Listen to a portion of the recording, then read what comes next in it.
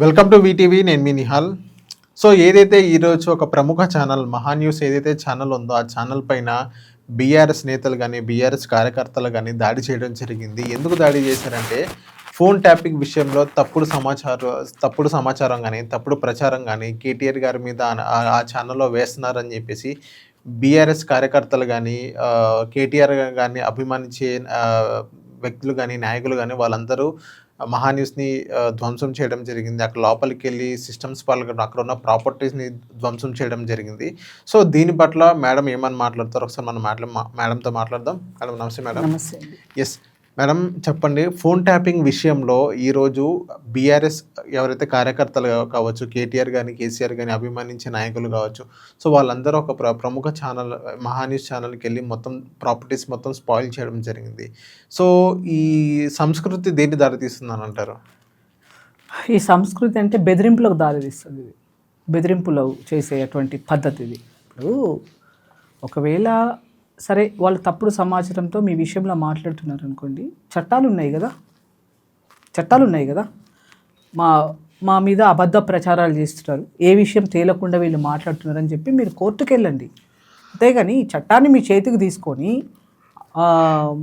మీరు ఈ రకంగా ఛానళ్ళ మీద దాడి చేయడం అనేది ఇది ఖచ్చితంగా ప్రజాస్వామికం. ఇది కరెక్ట్ పద్ధతి కాదు. ఇది మొదటి నుంచి కూడా వీళ్ళ పద్ధతి. అప్పుడు తెలంగాణ ఉద్యమంలో అప్పుడు కూడా ఇదే పద్ధతిలో ఆంధ్ర వాళ్ళ సినిమాలని చెప్పి అప్పుడు దాడులు చేసి అదే పద్ధతిలో చేసిండ్రు. ఇప్పుడు అధికారం పోయింది కదా, ఇప్పుడు అధికారం పోయిన తర్వాత కూడా ఇదే పద్ధతి. ఈ పద్ధతులు అనేది కరెక్ట్ కాదు. ఇది తెలంగాణ సంస్కృతి కాదు. ఇది మీ మీద ఒకవేళ మీరు ఫోన్ ట్రాపింగ్ చేయలేదు, మీదేం తప్పు లేదు, కావాలని చెప్పి మిమ్మల్ని అబద్ధపు ప్రచారాలు చేస్తున్నారు, తప్పుడు ప్రచారాలు చేస్తున్నారు అంటే మీరు కోర్టుకు వెళ్ళండి. చట్టపరమైనటువంటి మీకు చట్టం కల్పించింది కదా, మీకు హక్కులు కల్పించింది కదా. దాని ద్వారా మీరు వాళ్ళకి ఒకవేళ వాళ్ళు చేసే తప్పుడు అయితే తప్పకుండా చట్టం వాళ్ళకు తగిన శాస్తి చేస్తుంది. అంతేగాని మీరు కొంతమంది మీ పార్టీలో కార్యకర్తలను కొంతమందిని ఉషగొలిపి ఆ పార్టీని నమ్ముకొని వచ్చిన ఆ పిల్లల్ని మీరు ఉద్రేగపరిచి వాళ్ళ మీద దాడులు చేయించడం వల్ల మీరు సేఫ్గానే కూర్చుంటారు. బలయ్యేది కార్యకర్తలు, బలయ్యేది పేదల పిల్లలు, బలయ్యేది మిమ్మల్ని నమ్ముకొని మీ పార్టీకి వచ్చిన వాళ్ళు. కాబట్టి ఇది కరెక్ట్ పద్ధతి కాదు. ఈ పద్ధతిని బంద్ చేసేయండి. ఇంకా ఎన్ని రోజులు ఇటువంటి దాడి వెనక కేటీఆర్ కానీ కేసీఆర్ కానీ ఉండొచ్చు, లేకపోతే వాళ్ళిద్దరు కాకపోయినా ఎవరైనా బడాబాబులు బీఆర్ఎస్లో ఉన్న పెద్ద పెద్ద నాయకులు కానీ వాళ్ళు ఉండొచ్చు అని అంటారా? ఇప్పుడు వాళ్ళు వెనకాల ఉన్నారా లేదా అనేది మనం ఒకసారి పక్కన వాళ్ళు వెనక లేకపోతే వీళ్ళు ఇంత డేర్ స్టెప్ తీసుకోరు కదా. అదే అంటున్నా. ఇప్పుడు వాళ్ళు వెనకాల ఉన్నా లేకపోయినా, ఒకవేళ వాళ్ళు వెనకాల ఉండి చేపిస్తే తప్పే. ఒకవేళ వాళ్ళు వెనకాల లేకపోయినా వీళ్ళు ఎవరైతే దాడులు చేస్తున్నారో వీరు ఆలోచన చేసుకోవాలి. మీ కుటుంబాల కోసం ఆలోచించండి ఒకసారి.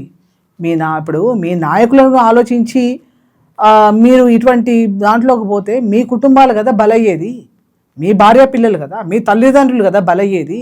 ఎవరి కోసం ఎవరు చేస్తున్నారు? తెలంగాణ ఉద్యమంలో సామాన్య పిల్లలే బలైనరు. నాయకుని పిల్లలు సేఫే. అది తెలంగాణ వచ్చిన తర్వాత అధికారంలోకి నాయకులు వచ్చిండ్రు, వాళ్ళ పిల్లలు అయినరు. కాబట్టి వీళ్ళకేం రాలే. కాబట్టి ఈ రకంగా దాడులు చేసేవాళ్ళు కూడా, యువత కూడా ఆలోచించాల్సింది ఏంటంటే తప్పకుండా మనం ఏం చేస్తున్నాం, మన మీద ఆధారపడి ఉన్నది ఎవరు, మనం ఏం చేస్తున్నాం, ఎవరి కోసం చేస్తున్నాం, ఎందుకు చేస్తున్నాం అనే ఆలోచన చేసి ఇటువంటి పనులు చేయాలి తప్ప ఇటువంటి చట్ట వ్యతిరేకమైనటువంటి పనులు చేయడం అనేది సబబు కాదు. దీన్ని ఎవరైనా నాయకులు లాంటి వాళ్ళు ప్రోత్సహిస్తే మాత్రం అది తప్పుడు విధానం, అది కరెక్ట్ పద్ధతి కాదు. మీకు నిజంగా మీకు అంత కోపం ఉంటే మీ కొడుకులను పంపించండి, మీ కుటుంబాన్ని పంపించండి. అంతేగాని ఇంకా బయట పిల్లలు ఏమైపోయినా పర్వాలేదా? కాబట్టి ఖచ్చితంగా యువత ఆలోచించాలా.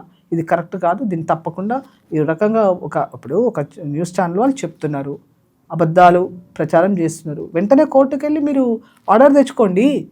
ఇట్లాంటి తప్పుడు ప్రచారాలు చేయొద్దని చెప్పి ఆర్డర్ తెచ్చుకోండి. అది మీకు అన్నీ తెలుసు కదా. 10 ఏళ్ళు పరిపాలన చేసిండ్రు కదా.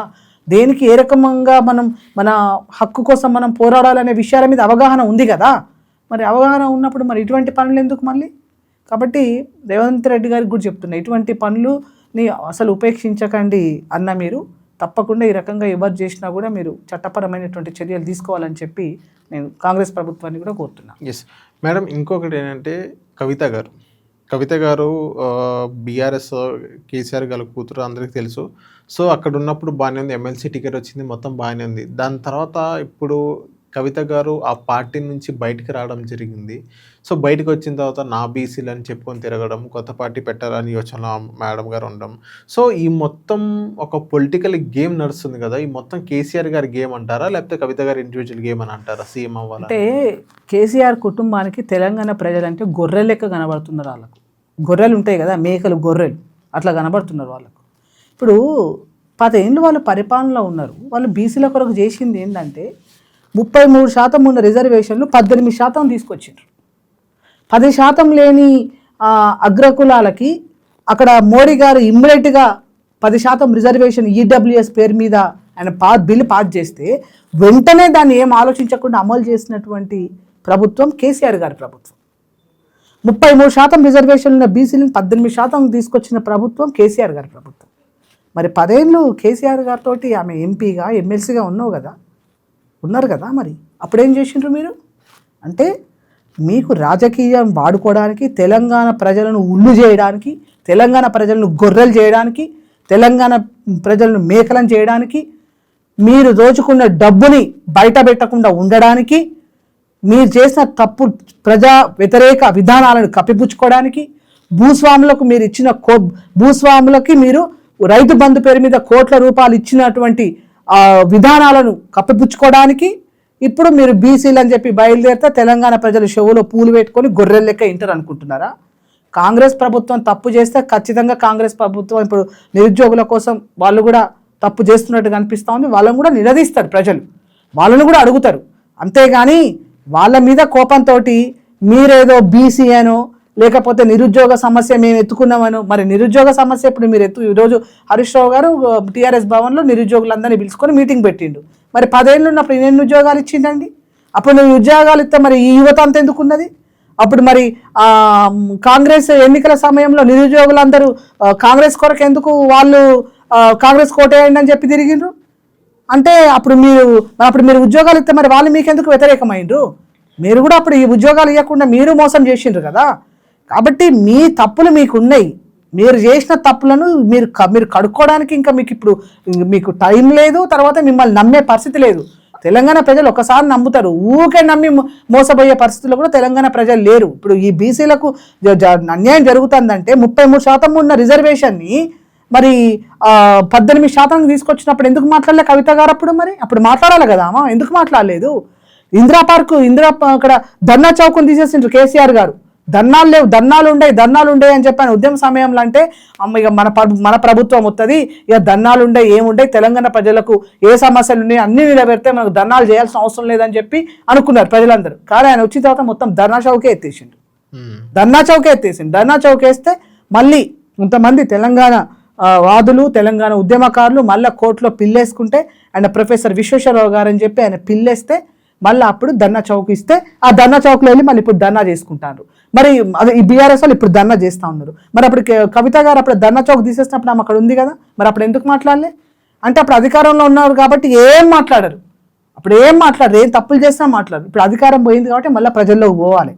వాళ్ళకు సమస్యలు ఉన్నాయి, వాళ్ళకి ఏ సమస్యలు ఉన్నాయో ఆ సమస్యలను వాళ్ళకు మనం మాట్లాడుతూ వాళ్ళని ఉబ్బియాలని మీరు అనుకుంటే ప్రజలు ఉబ్బే పరిస్థితిలో లేరు. అంటే ఇప్పుడు కవిత గారిని కూడా కాంగ్రెస్ పార్టీలో లాగాలని చూస్తున్నారు కాంగ్రెస్ పార్టీ నేతలు. సో రేవంత్ రెడ్డి తర్వాత కవిత గారే సీఎం అన్నట్లుగానే కవిత గారిని ఇక్కడ లాంచ్ చేయాలని చూస్తున్నారని ఒక టాక్ ఏదైతే రూమర్ వినిపిస్తుంది, ఇందులో ఎంతవరకు వస్తుందని అంటారు? ఇప్పుడు ముందు కవిత గారి మీద ఆరోపణల మీద ఆమె 5 నెలలు జైలుకు పోయి వచ్చింది. బైసావా ఆమె జైలుకు పోయి వచ్చింది. మన ఇదేంటి లిక్కర్ స్కామ్ మీద జైలుకు పోయి వచ్చింది. ఆమె జైలుకు పోయి వచ్చి ఆమె బాధలు ఆమె ఉన్నది. ఆమె ఏదో ప్రజల్లోకి పోవాలి కాబట్టి ఆమె ఇట్లా ఏవి కనబడితే అవి మన పూలే మాట్లాడుతుంది. ఆమె అంబేద్కర్ 10 ఏళ్ళు ఉన్నప్పుడు ఎవరిని మాట్లాడలే, ఏ మహిళలు మాట్లాడలే, ఏ మహిళల హక్కుల కోసం మాట్లాడలే, ఏ మహిళల రాజకీయ రిజర్వేషన్ కోసం మాట్లాడలే. ఎప్పుడైతే అధికారం పోయిందో, ఎప్పుడైతే ఆమె చేసిన తప్పుడు విధానాల మీద కేసులు అయ్యి ఆరోపణల మీద కేసులు ఆమె జైలుకు పోతుందో ఆమె ఇప్పుడు మాట్లాడుతూ ఉంది. ఇప్పుడు మాట్లాడితే ఇప్పుడు మీరు స్వచ్ఛందంగా ఉండి ఏమి ఆస్తులు సంపాదించుకోకుండా మీరు ప్రభుత్వంలో ఉండి ప్రజల పక్షాన మీరు పనిచేస్తే, ప్రజలను మీరు కలుపుకొని పోతే అప్పుడు కవిత గారినైనా, కేసీఆర్ గారినైనా, కేటీఆర్ గారినైనా, ఎవరినైనా ప్రజలు నమ్ముతారు. 10 ఏళ్ళు అడ్డగోలు ఆస్తులు సంపాదించిండ్రు, అడ్డగోలుగా ఆస్తులు సంపాదించిందని వాళ్ళ పెద్దనాన్న కూతురు అయినటువంటి రమ్యారావు గారు ఇప్పుడు కాంగ్రెస్ పార్టీలో ఉన్నారా, ఆమె మొదటి నుంచి మొత్తుకుంటాను అడ్డగోలుగా లక్షల కోట్లు సంపాదించి ఇతర దేశాలలో పెట్టుబడులు పెట్టుకొచ్చుకున్నారని.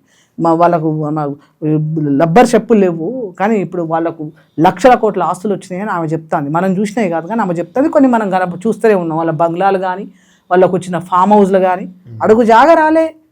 అరే తెలంగాణ కోసం జీవితాలు పోయినాయి మా లాంటి వాళ్ళవి, ఉద్యోగాలు వదిలిపెట్టుకొని వచ్చినాం, తెలంగాణని పిచ్చిపట్టి తిరిగినాం, కొంతమంది ప్రాణాలు పోయినాయి, కొంతమంది జీవితాలు పోయినాయి, కొంతమంది ఉద్యోగాలు పోయినాయి.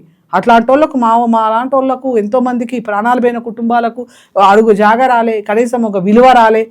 కానీ వీళ్ళకు మాత్రం లక్షల కోట్ల ఆస్తులు వచ్చినాయి, ఫామ్ హౌస్లు వచ్చినాయి, భూములు వచ్చినాయి.